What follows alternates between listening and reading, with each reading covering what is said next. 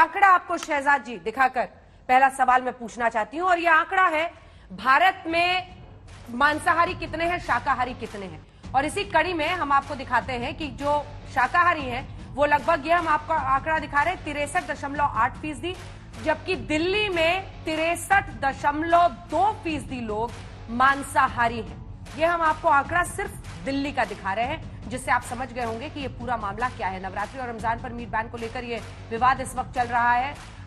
ये दिल्ली का आंकड़ा हमने आपको दिखा दिया है। इसी तरह से हम उत्तर प्रदेश में अगर आपको आंकड़ा दिखाएं तो यूपी में 55% लोग मांसाहारी हैं, वहीं 45% शाकाहारी हैं, दोनों ही जगह को। बंगाल में दिखाते हैं आपको, बंगाल में तो 98.7% लोग नॉनवेज खाते हैं और सिर्फ 1.3% लोग ही शुद्ध शाकाहारी हैं।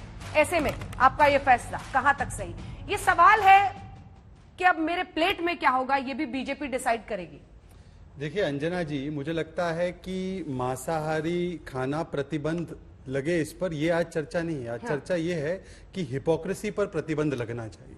मैं आपको बताना चाहता हूं, ऋषिकेश में 2002 में कांग्रेस की सरकार, पूरे ऋषिकेश में इन्होंने मांसाहारी खाने पर प्रतिबंध लगा दिया। इन्होंने बेंगलुरु में गणेश उत्सव के समय पर, बेंगलुरु में 2015 में जब उनकी सरकार थी, 1 हफ्ते तक प्रतिबंध लगा दिया। इन्होंने पर्यूषण, जो जैनों का एक बहुत ही धार्मिक पर्व होता है, 1964 से बीएमसी में वहां पर प्रतिबंध है मांसाहारी खाने पर, और ये कांग्रेस की सरकार थी। हरियाणा में कुरुक्षेत्र और पेहोवा में दोनों जगह पूरे शहर में प्रतिबंध लगा दिया मांसाहारी पर। ये इन्होंने 2012 में किया जब उनकी सरकार थी। उनकी एलाय एनसीपी आज देहू में, मेरी बात सुनिए, मैं आपको बताता हूं।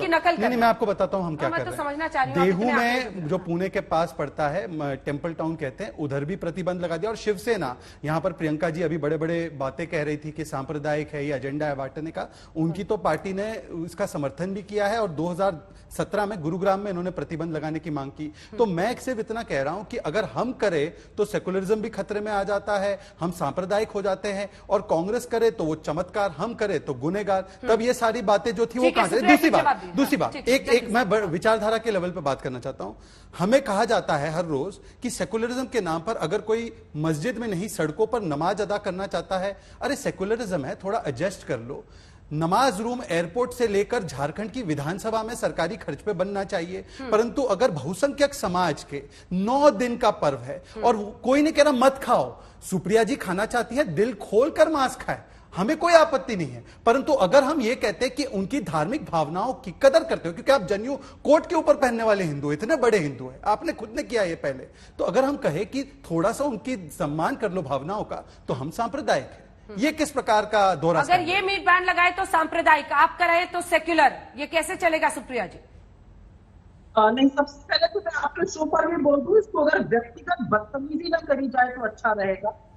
मैं शुद्ध शाकाहारी हूँ, मुझे कोई आपत्ति नहीं है कि मेरे अगल बगल मांसाहारी कोई व्यक्ति हो और वो खाता हो, तो इस तरह की बदतमीजियां और इस तरह गंदे बेहूदे आरोप ना लगाए जाए, इसकी मैं यहाँ पर रिक्वेस्ट भी कर सकती हूँ। उम्मीद करूँ है ना जी, मैं आपको थोड़ा करके बात बताता हूँ। यहाँ पे हिंदू धर्म की आस्था के साथ खिलवाड़ नहीं हो रहा है, यहाँ पर काफी हिंदुओं के साथ भी खिलवाड़ हो रहा है, और एक अटेम्प्ट है, हिंदू धर्म को ये समझते ही नहीं है।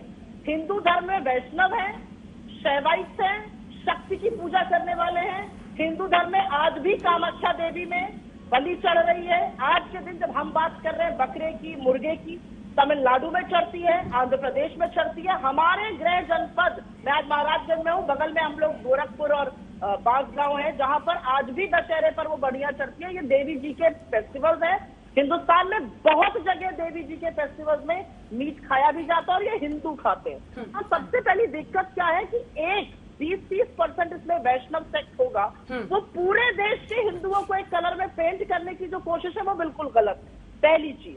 और मुझे ऐसा लगता है इसमें जो शिव भक्त वाले हैं, जो माता की पूजा करते हैं, जो शक्ति के उपासक है, जैसे मैंने कामाख्या का नाम लिया या बंगाल का नाम लिया, असम का नाम लिया, उन लोगों के आस्था और विश्वास पर भी आप प्रहार कर रहे हैं जब आप इस तरह की बातें यहाँ पर आकर करते हैं। मेरा एक राय है, और मेरी राय को आप बड़ी होने के नाते या बेवकूफ होने के नाते, जिस भी नाते समझ लीजिए, मेरी राय है शराब बंदी करिए। 9 दिन है माता के, शराब क्यों बिक रही है भाई? शराब पर तो बड़ा प्रतिबंध होना चाहिए, शराब बंदी क्यों नहीं हो रही है? शराब से तो भ्रष्टाचार फैलता है, शराब से किस किस तरह की कुरीतियां फैलती हैं, शराब पिता के क्यों भ्रष्ट किया जा रहा है लोगों को, क्योंकि उससे एक्साइज मिलेगी, उससे पैसा मिलेगा। तो दिक्कत की बात यह, शराब नहीं बंद करी जाएगी, लेकिन हिंदुओं में, और वो भी एक सेक्ट ऑफ हिंदुइज्म को थोपा जाएगा बाकी हिंदू पर। ये हिंदू बनाम मुसलमान बिल्कुल नहीं है, ये हिंदू बनाम हिंदू है, ये वैष्णव बनाम शैवाइट है। तमिलनाडु में देखिए आप, अय्यर अयंगर, कितने दो बड़े बड़े सेक्ट हैं, तो एक शैवाइट है, एक वैष्णवाइट है। हाँ। आप बंगाल से लेके कामाख्या तक चले जाइए, सब शक्ति पूजा करते हैं। आप गोरखपुर आ जाइए, आप बांसगांव चले जाइए, सब शक्ति उपासक है। यहाँ पर धड़ल्ले से मीट खाया भी जाता है, बिकता भी है, बलियां भी चढ़ती है। तो इसमें किसका विरोध किया जा रहा है?